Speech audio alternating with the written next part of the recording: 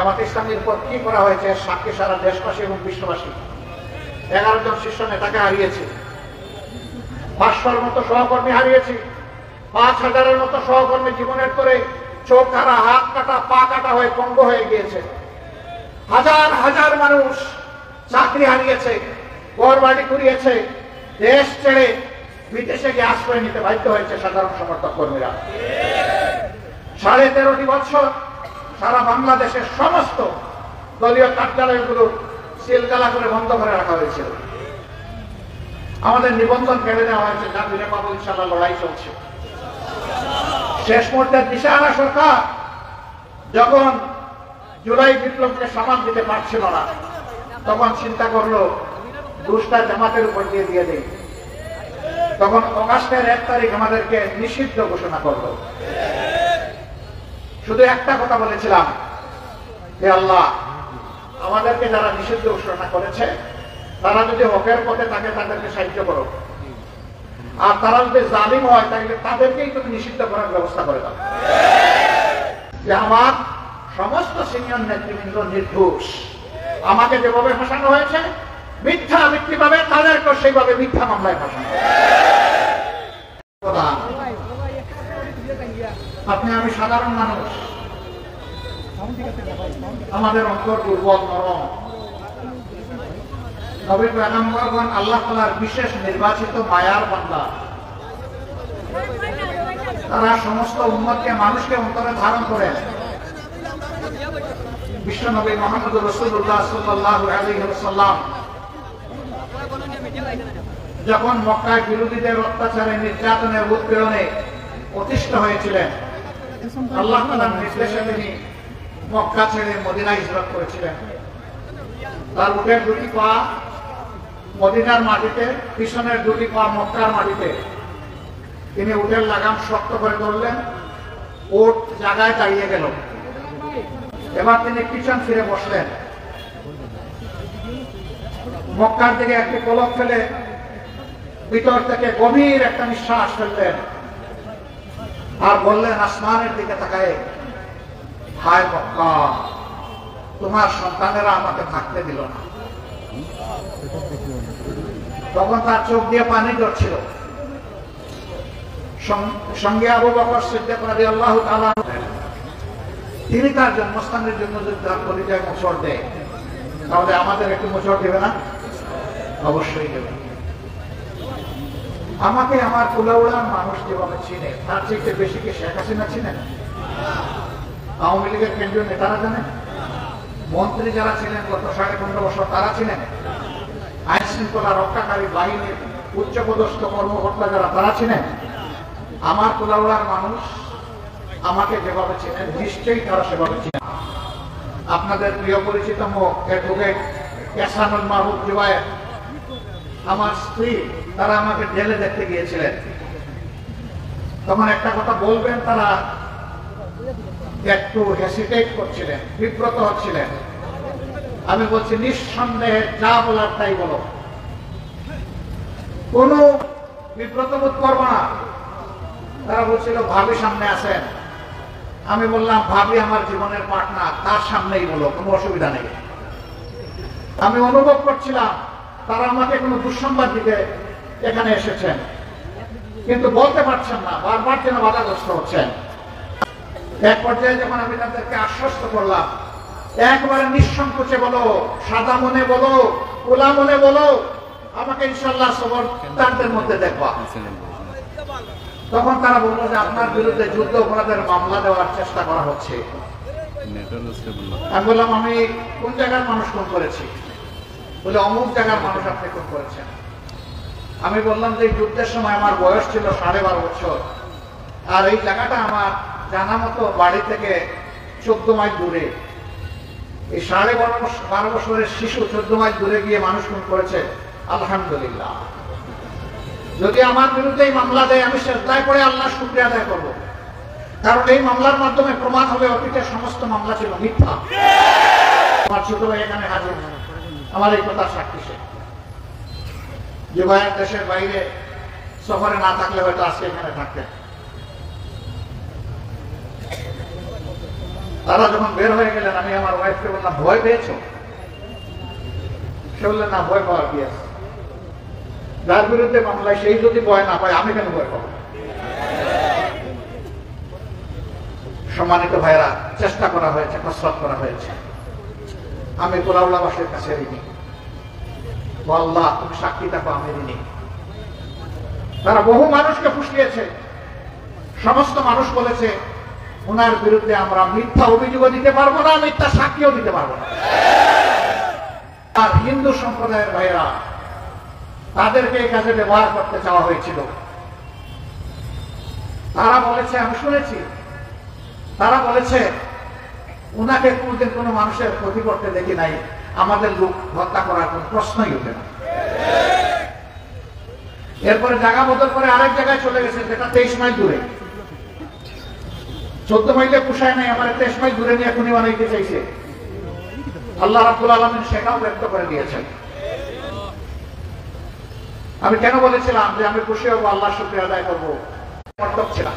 আমার সম্মানিত ভাইরা, যদি আমাকে এই মামলায় ফাঁসাতো, তাহলে আমার শুধু ধারণা নয়, আমি সত্যের সাক্ষী হয়ে যেতাম। আলহামদুলিল্লাহ, যে আমার সমস্ত সিনিয়র নেতৃবৃন্দ নির্দোষ।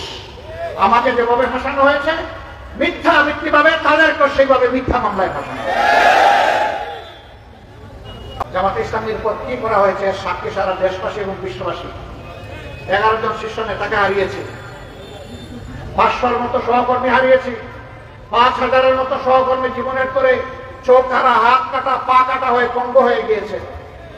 হাজার হাজার মানুষ চাকরি হারিয়েছে, ঘর বাড়ি কুড়িয়েছে, দেশ ছেড়ে বিদেশে গিয়ে আশ্রয় নিতে বাধ্য হয়েছে সাধারণ সমর্থক কর্মীরা। 13.5 বছর সারা বাংলাদেশের সমস্ত দলীয় কার্যালয়গুলো সিলগালা করে বন্ধ করে রাখা হয়েছিল। আমাদের নিবন্ধন কেড়ে নেওয়া হয়েছে, যা দিনে পাবো ইনশাআল্লাহ, লড়াই চলছে। শেষ মুহূর্তে দিশাহারা সরকার যখন জুলাই বিপ্লবকে সামাল দিতে পারছিল না, তখন চিন্তা করলো দুষ্টা জামাতের উপর দিয়ে দেয়। তখন অগাস্টের 1 তারিখ আমাদেরকে নিষিদ্ধ ঘোষণা করলো। শুধু একটা কথা বলেছিলাম, হে আল্লাহ, আমাদেরকে যারা নিষিদ্ধ ঘোষণা করেছে, তারা যদি হকের পথে থাকে, তাদেরকে সাহায্য করো।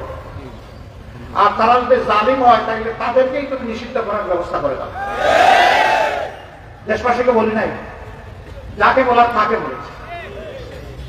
যার হাতে আসমান জমিনের চাবি, মাকালিদুস সামাওয়াতি ওয়াল আরদ, তাকে বলেছে আল্লাহ, ওরা হকের উপর থাকলে ওদেরকে রাখো, আর না হকের উপর থাকলে তুমি তোমার বিচার তুমি করো। 4 দিনের মাথায় আল্লাহ তাআলা তাদের ভাবনা এমন ছিল, এই দেশ তাদের জমিদারি আর আমরা তাদের প্রজা। তারা মালিক, আমরা তাদের চাকর। দেশের 18 কোটি মানুষ চাকর।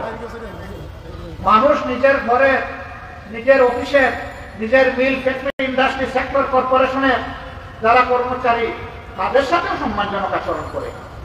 কিন্তু ওই সরকার দেশবাসী কারোর সাথে কোনো সম্মানজনক আচরণ করেননি। ফলে দেশের সমস্ত মানুষ জুলাই বিপ্লবে নেমে এসেছিল। 7 বছরের একটা শিশু হাতের মধ্যে ইটের টুকরা নিয়ে তাড়িয়ে যাচ্ছে যারা গুলি করতে এসেছে তাদেরকে। এক যুবক তাকে ঝাপটা মেরে ধরে বলেছে, এই তুমি কি করছো? আমি কি করছি মানে? বলছে, তুমি এখানে কেন? বলে, আমি আন্দোলন করতে এসেছি। তুমি আন্দোলন করবা কেন? বলছে, ওরা আমার ভাইকে খুন করেছে। কে তোমার ভাইকে? বলে, আবু সাইদ আমার ভাই। তোমার বাড়ি কি রংপুর? বলছি, না, আমার বাড়ি রংপুর না, আমার বাড়ি ঢাকা। তো বলে যে, আবু সাইদ তোমার ভাই হলো কিভাবে? বলে যে জাতিকে উদ্ধার করার জন্য লড়াই করে জীবন দিয়েছে, সে আমার ভাই হবে না তো ভাই হবে কে? এই শিশুকে বলা হয়েছে, তুমি চলে যাও, তোমার আন্দোলন হয়ে গেছে, তোমার পক্ষে আমরা আন্দোলন করবো। ছাড়া মেরে হাত ছুড়াইয়া, টেলিভিশনে আপনারা এই ফুটেজ দেখেছেন, বলছেন ছাড়েন নিয়ে আপনার আন্দোলন আপনি করেন, আমার আন্দোলন আমাকে করতে দেন। এই শিশুকে এই বুঝ কে দিয়েছিল? একজন মা তার 10 মাসের সন্তান করে নিয়ে নেমে এসেছেন। সাংবাদিক বন্ধুরা এসে বলেছে, মা, এত সাংঘাতিক কাজ আপনি করেছেন, দুধের শিশু বুকে নিয়ে আপনি এখানে চলে এসেছেন। ওই হ্যাঁ চলে এসেছে। বলে আপনি কি বুঝে শুনে এসেছেন? বলে হ্যাঁ আমি বুঝে শুনে এসেছি। আপনার আর সন্তান আছে? হয় না, আমার গর্বে আল্লাহ এমন আর কোনো সন্তান দেননি, একটাই আমার সন্তান। আপনি কি পরিণতি বুঝতে পারছেন? আমি বুঝে শুনে এসেছি। তাইলে কেন আসলেন? আপনি না হয় বুঝতেন, আপনার সিদ্ধান্ত আপনি নিতে পারেন, কিন্তু ওই অবু শিশুকে বুকে নিয়ে আসছেন কেন? তাহলে ওরে কোনো আত্মীয়ের কাছে রেখে আসেন? না, শিশু আমার একটা নয়। এখন বাংলাদেশের রাজপথে যতগুলা যুবক যুবতী নেমেছে সবগুলো আমার শিশু, আমার সন্তান। সুতরাং আমার ওই সন্তানদের সাথে সংহতি প্রকাশ করার জন্য আল্লাহর দেওয়া একমাত্র সন্তান নিয়ে এখানে হাজির হয়েছে। আবার প্রশ্ন করেছে, গুলিয়ে এসে যদি ফুল আপনাকে অথবা সন্তানকে করে দেয়, বলছে ইনশাআল্লাহ যদি করে দেয় তাহলে আল্লাহর পর আমাদের আস্থা আরো বেড়ে যাবে, কৃতজ্ঞতা আরো বেড়ে যাবে, আমরা শহীদের কাতারে সামিল হয়ে যাব। এটা ছিল বাংলাদেশ, এটা ছিল জুলাই বিপ্লব। ও ভাই, আমিও তো গত 24 বছর এখানে এসে সালাম দিতে পারলাম না। আমিও তো এই জালিম সরকারের রাতে 3 বার বন্দী হয়ে জেলে ছিলাম। আমার মতো অনেকেই দফায় দফায় জেলে গিয়েছে, বছরের পর বছর আমাদের জেলে কেটেছে। আমরা তো জাতির মুক্তি তো করে নিজের মুক্তি তো চিন্তা করতে পারিনি। আজকে যাদের ত্যাগের বিনিময়ে মুক্তি, তারা কি বলে? আমি গতকাল সিলেট আসতে পারি নাই, আপনাদের কাছে আসতে পারি নাই। আমার বিবেক আমাকে বলেছে, আমি যেহেতু জাতীয় ময়দানে একজন ক্ষুদ্র রাজনৈতিক কর্মী হিসেবে কাজ করি, যে আজকে তোমার ঠিকানা সিলেট হবে না, আজকে তোমার ঠিকানা বাংলাদেশের রাজধানী হবে। যেই বীরদের কারণে তোমরা আজকের এই বাংলাদেশ পেয়েছো, তাদের পরিবারের সাথে তোমার ঈদ করা উচিত, তোমাকে ওখানে যেতে হবে। আমি 29 রমজান মাগরিবের পরে মসজিদ থেকে বের হয়েই শহীদদের বাড়িতে যাওয়া শুরু করেছিলাম। যদি প্রত্যেকটা শহীদের বাড়িতে গিয়ে তার মাকে, বাবাকে, ভাইকে, বোনকে, তার স্ত্রীকে যদি আমি সালাম দিতে পারতাম আর অবুজ শিশুগুলাকে তুলে নিতে পারতাম, আমি পরম প্রশান্তি অনুভব করতাম। কিন্তু সময়ের সীমাবদ্ধতা, আমি সব জায়গায় পারি নাই। প্রতিটি বাছাই করে যারা সবচেয়ে অসহায়, আমি বলেছি সেই বাড়িগুলোতে আমি আগে যাব। আলহামদুলিল্লাহ যতটা পেরেছি, আগের রাত 12টা পর্যন্ত, পরের রাত, কালকে রাত 12টা পর্যন্ত তাদের সাথে থাকার চেষ্টা করেছি। আমি তাদেরকে বলেছি কেমন লাগছে, তারা কেউ মুখ দিয়ে জবাব দিতে পারেনি। টপ করে পানি পড়েছে তাদের চোখের কোণা থেকে। আমি বুঝতে পেরেছি আজকে তাদের ঈদ কেমন কেটেছে। আমি জিজ্ঞেস করেছি আমাদের কাছে আপনাদের কি প্রত্যাশা, জাতির কাছে কি প্রত্যাশা? তারা দুটা জিনিস করেছে। একটা বলেছে আমরা খুনিদের বিচার চাই, আমাদের আপনজন আমরা ফিরে পাবো না, কিন্তু আমরা দেখতে চাই খুনিদের বিচার হয়েছে, যাতে আগামীতে কেউ এইরকম খুনি এবং জালিমের ভূমিকায় অবতীর্ণ না হয়। এরপরে তারা বলেছে আমাদের সন্তানেরা যেই সময়, যেই পরিবেশ, যে দেশটা পাওয়ার জন্য লড়াই করে জীবন দিয়েছে, আমরা ওই দেশটা আপনাদের হাতে দেখতে চাই। বলেছি একটু কি আরো ভেঙে বলতে, সে দেশটা আপনারা কেমন চান? তখন তারা বলেছে এই দেশটা এমন চাই যে দেশের প্রত্যেকটা নারী, পুরুষ, আবাল, বৃদ্ধ, বনিতা, সকল ধর্মের মানুষ গড়ে, রাস্তায়, কর্মস্থলে নিরাপদ থাকবে এমন একটা দেশ দেখতে চাই। এমন একটা দেশ দেখতে চাই যেখানে মানুষ ডাকাত, চোর, চাঁদাবাজ, দুর্নীতিবাজ, ঘুষখোরদের জ্বালায় অতিষ্ঠ হবে না, এমন একটা দেশ দেখতে চাই। আমি আপনাদেরকে জিজ্ঞেস করি, এই শহীদ পরিবারগুলোর প্রত্যাশা আর আপনাদের প্রত্যাশাও কি এক?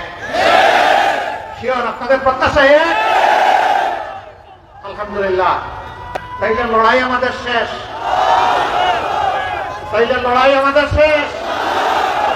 আগামীকাল থেকে অটোমেটিক্যালি দুর্নীতি মুক্ত, দুঃশাসন মুক্ত বাংলাদেশ হয়ে যাবে, তাই না? না, হবে না। আল্লাহর কসম, লড়াই আমাদের শুরু। দুর্নীতি মুক্ত, দুঃশাসন মুক্ত, শহীদ পরিবারের মা, জায়া, বোন, এতিমদের চোখের পানির দাবি পূরণ না হওয়া পর্যন্ত আমাদের লড়াই চলবে ইনশাআল্লাহ। এ জীবন মালিকানা আমাদের না, এ জীবনের মালিক আল্লাহ সুবহানাহু ওয়া তাআলা। মায়ের পেট থেকে আমরা সবাই একা একা এসেছি, কিসমতে থাকলে কবরের পেটে একাই ঢুকবো। জানি না আমারও কোনো কবর পাওয়ার সুযোগ হবে কিনা, নাকি আল্লাহর দুশ্মন জিনের দুশ্মনেরা টুকরা টুকরা করে কিমা করে আমাকে কোথাও একদম নিশ্চিহ্ন করে ছেড়ে দিবে, আমিও জানি না, আল্লাহ ভালো জানেন। তবে অন্তরে একটা আকাঙ্ক্ষা আছে, আপনারা দোয়া করবেন, দোয়া চাই আল্লাহ কোরআনের আইন, ইনসাফের আইন, মানবতার আইন, মানবিক আইন বাংলাদেশে কায়েম করার জন্য একটা মানুষকে যদি আল্লাহ তার শহীদের তালিকায় নাম লেখেন, সেই নামটা যেন আমার। এমন বড় প্রশান্তি, বড় ইজ্জতের, বড় গৌরবের। নবুয়ত থাকবে না, কিন্তু শাহাদত থাকবে। ভাই, এই মুহূর্তে আমরা এখানে ঈদ পুনর্মিলন করছি, একটু মনের চোখ দিয়ে গাজার দিকে একবার তাকান তো। এই গতকাল ঈদের দিনেও কুখ্যাত ইসরায়েল সেখানে তাণ্ডব চালিয়েছে। সেখানে কোন করেছে আমাদের ভাই বোনদের। অন্তত শান্তিতে আজকে তো এখানে দুটি কথা বলতে পারছি এবং শুনতে পারছি, তাই না? তাদের মুখে খাদ্য নেই, পিঠে তাদের কাপড় নেই, ঔষধ, অসুখ হলে ঔষধ নেই। 6 বছরের শিশু পেটে হাত তুলে বলছে, আল্লাহ, হে আল্লাহ, তুমি সাক্ষী রাখো, আমার পেটে কোনো খাবার নাই, হাতের পাশে পানি নাই যে আমি একটু ভাত করবো।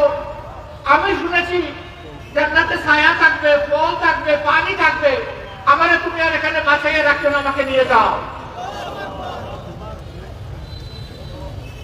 এই হচ্ছে গাজা ফিলিস্তিনের অবস্থা। আল্লাহ তাআলার দরবারে দোয়া করি, বাংলাদেশকে যেমন আল্লাহ জুলুম মুক্ত করে দিয়েছেন, জালিমদের হাত থেকে মুক্ত করেছেন, প্রিয় ফিলিস্তিন এবং গাজাকেও যেন আল্লাহ মুক্ত করে দেন। যারা জীবন দিয়েছে আল্লাহ যেন তাদেরকে মর্যাদাবান শহীদ হিসেবে করুন। গাজায়, বাংলাদেশে, দুনিয়ার সর্বত্র জাতির জন্য, মানুষের জন্য, দিনের জন্য যারা জীবন দিয়েছে আল্লাহ যেন সবাইকে শহীদ হিসেবে করুন।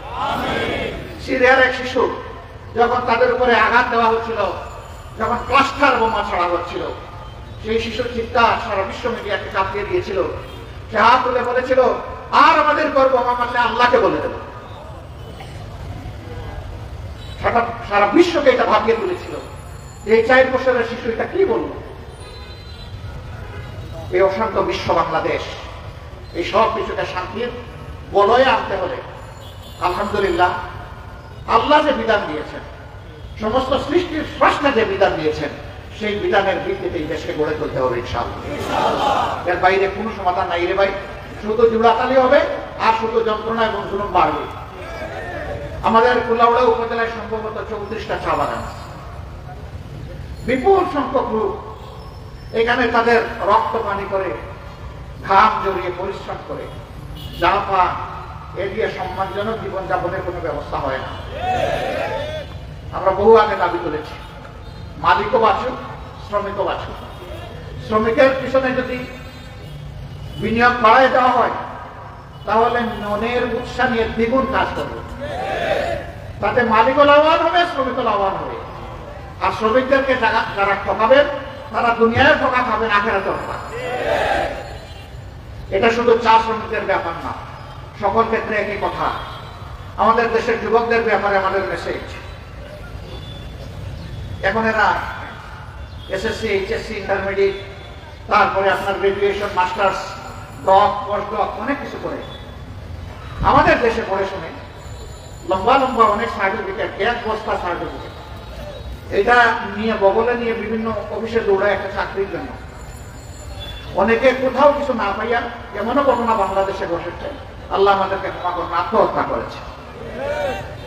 আমরা এই অপদার্থ শিক্ষা চাই না। আমরা এমন শিক্ষা চাই, যে শিক্ষা প্রত্যেকটা শিক্ষিত মানুষকে এই শিক্ষা দেবে, তুমি যে আজকে এখানে এসেছো শিক্ষিত হয়ে, বিদ্যালয়ের প্রত্যেকটা ইট, বালু, নুড়ি, পাথর, সিমেন্ট, রড এবং মিস্ত্রির হাত, এইগুলাতে এই দেশের প্রত্যেকটি মানুষের অবদান আছে। যে রাস্তায় আমাকে ভাই কিংবা বোন ভিক্ষা করে, তারও অবদান আছে। সে আমাদের কাছে হয়তো চেয়ে কিছু নেয়, কিন্তু তারও পেট আছে, পিঠ আছে, সন্ধ্যাবেলা দোকানে ঢুকে কিছু কিনে ও কিনতে গিয়ে তারে কিন্তু বিনা ব্যাটে তার কাছে ও দোকানদার মাল বিক্রি করে না। ব্যাট হচ্ছে বাংলাদেশের ট্যাক্সের সবচেয়ে বড় আয়ের সোর্স। তাহলে তারও তো টাকা এই বাংলাদেশের ট্রেজারিতে আছে, ওই টাকা দিয়েই তো আপনার বিল্ডিং হয়েছে। যে বিল্ডিং এ আপনি লেখাপড়া করেছেন, যে বেঞ্চে আপনি বসেছেন, যে টিচার আপনাকে পড়িয়েছেন, তার বেতনও কিন্তু আপামর জনতা ট্যাক্সের টাকায় হয়েছে, এবং তার সাথে বিদেশ থেকে আনা ঋণের টাকায় হয়েছে। ঋণ যেমন ধনীর গাড়ে বর্তায়, আজকে জন্ম মায়া শিশুর গাড়েও। তাদের সকলের কাছে তুমি ঋণী, কারণ তাদের টাকায় তুমি লেখাপড়া করেছো। আমাদের শিক্ষা যেন এই শিক্ষা সমস্ত শিক্ষিত মানুষকে দেয়, সে শিক্ষিত হয়ে যেন ডাকাতে পরিণত না হয়, বরং সে যেন সেবকে পরিণত হয়।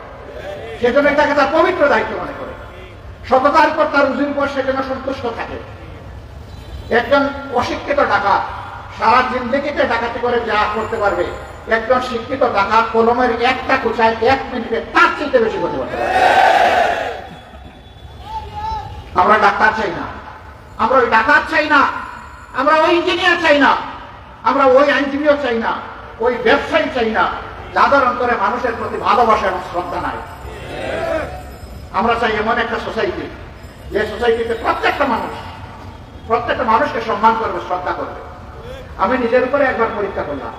বরিশাল থেকে লঞ্চে নেমে, এই গল্প অনেক জায়গায় বলেছি, লঞ্চে থেকে নেমে সদরঘাট থেকে এসে কিছু দূরে গিয়ে আমি আমার গাড়ির চালককে বললাম, পাইলট তুমি এখানে থামো।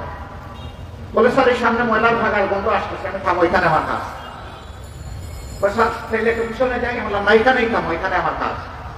আমার সাথে আরেকজন সহকর্মী চিকিৎসক ছিলেন, তিনি আমার মুখের দিকে তাকাই আছেন, এইরকম একটা জায়গায় আমরা দাঁড়াচ্ছি।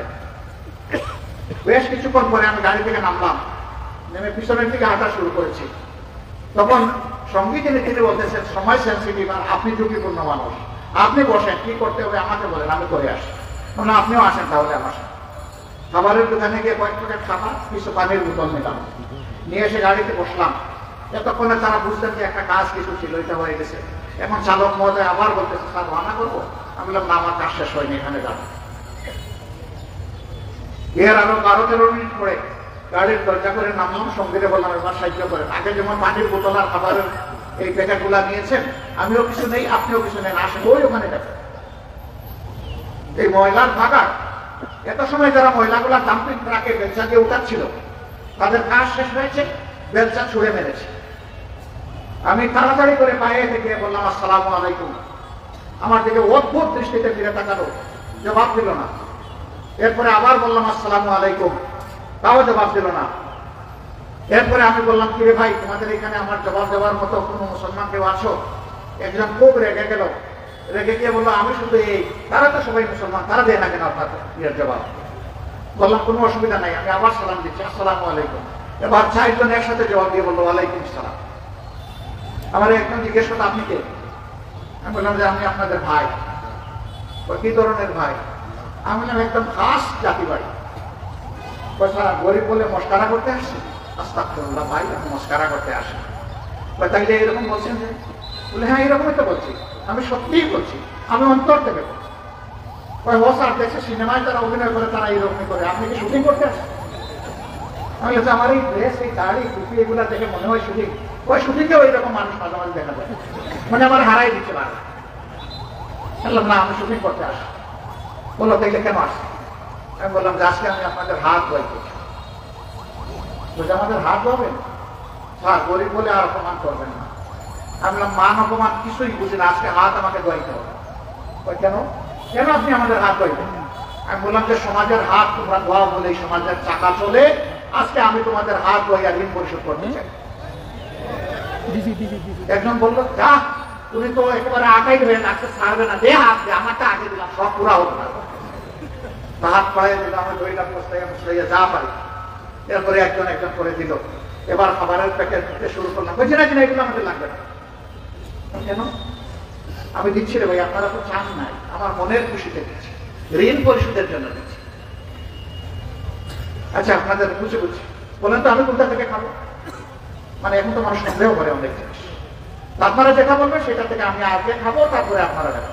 ঠিক আছে তাইলে লাগবে না, দিয়ে দেবেন। এর মাঝে একজন দীর্ঘ নিঃশ্বাস ফেলল, কোনো কথা বলে নেই, চুপচাপ দাঁড়িয়েছিল।